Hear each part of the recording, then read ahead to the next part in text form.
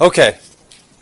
Well, I just wanted to say we're kind of bringing the work session time to an end, and then for this last just under an hour now, we're going to kind of dive into some additional resources or things to consider, and then we're going to talk about kind of that next steps conversation and do some brainstorming around ideas or thinking that you have and see where it goes from there. But before we get into that, a couple of the resources we have out there. We've worked a lot with Andrew, and Andrew's been our swivel supporter. And he's going to show you a tool he's got, because I know here we've talked a lot about creating assessment items, and as you create them, your willingness to share them with others, but then you also saying if other people are creating them, how can they share them back with us? And so he's got a resource that he's working on through another project that I'm going to let him dive into. Thanks, Mark. So I do more than just help out with the swivel stuff. Yes, I do, Allison. So actually, I've been working as part of a statewide grant. It's called the Technology Readiness Infrastructure Grant, and I'm specifically working on the classroom readiness activity. And the big picture of that activity is to help teachers and students be ready for these next generation online assessments, as well as just to, I guess, really teach and assess in their own classrooms using technology. And as part of that activity, we are focusing on having teachers learn how to develop their own assessment items, which is the same, very similar to what you guys have been doing within this PD. And one thing that we included that I want to share with all of you is we created an assessment item database, because we knew that teachers were spending a lot of time creating these assessment items, and we wanted to give them the opportunity to share those items and then also be able to access other items that teachers have created. And so I added a link to it on that Google Doc that Mark shared at the very beginning of today. It's at the very bottom, the TRIG Classroom Readiness Assessment Item Database, also known as the Classroom Readiness Aid.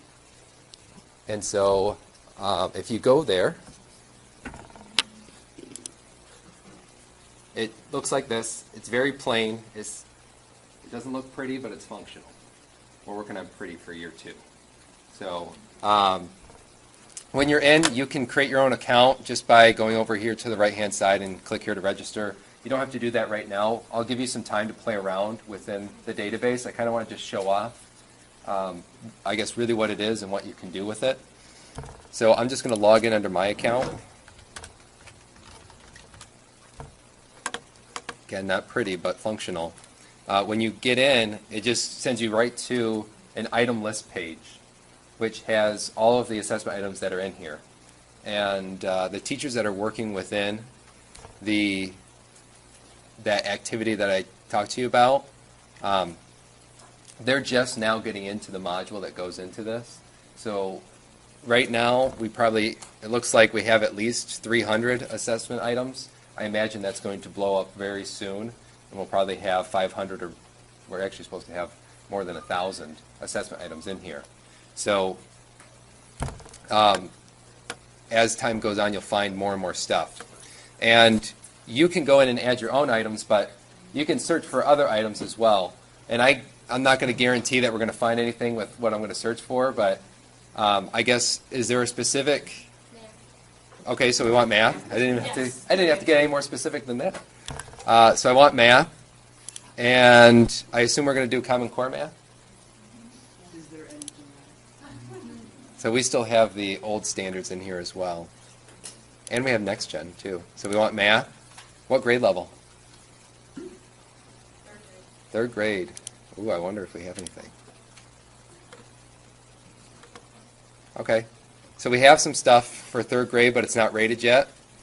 And I'm not going to go into the specific standards, but you can filter by the standard code. You can also just search by the depth of knowledge, difficulty level, just the item type. So if you are looking specifically for a selective response, you can do that too. So pretty much anything you can think of, you can filter by. We even have a keyword search at the very top. What you get here, what you're looking at, these are kind of the quick view of the assessment items.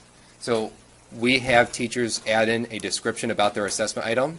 And the reason for this is because if they're creating a performance task, it's this long. and that's not a real quick view of the assessment item. So every single one has a description. So some are more descriptive than others. And we've also included the option for you to view the full item. So I haven't gone in here, so I don't know if this is any good or if people have just been playing around.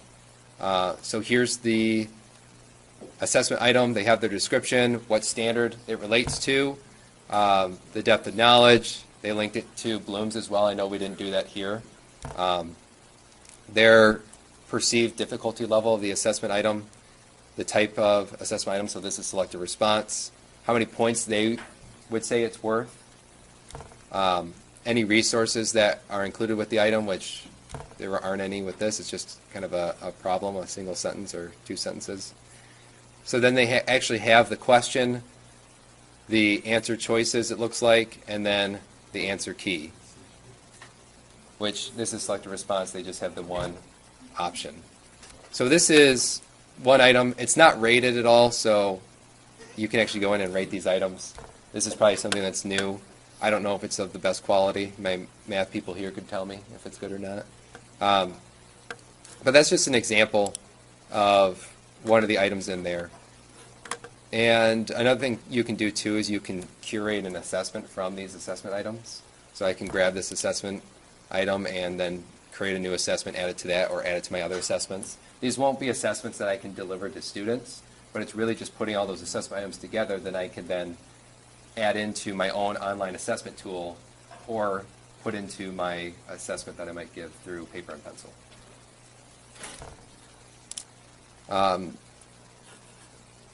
I guess the next piece I want to show you is how to add your own assessment items. So I'm hoping that you guys will create an account here and you'll add your own items, and then you'll be able to go through and search through all the other items that are in this database.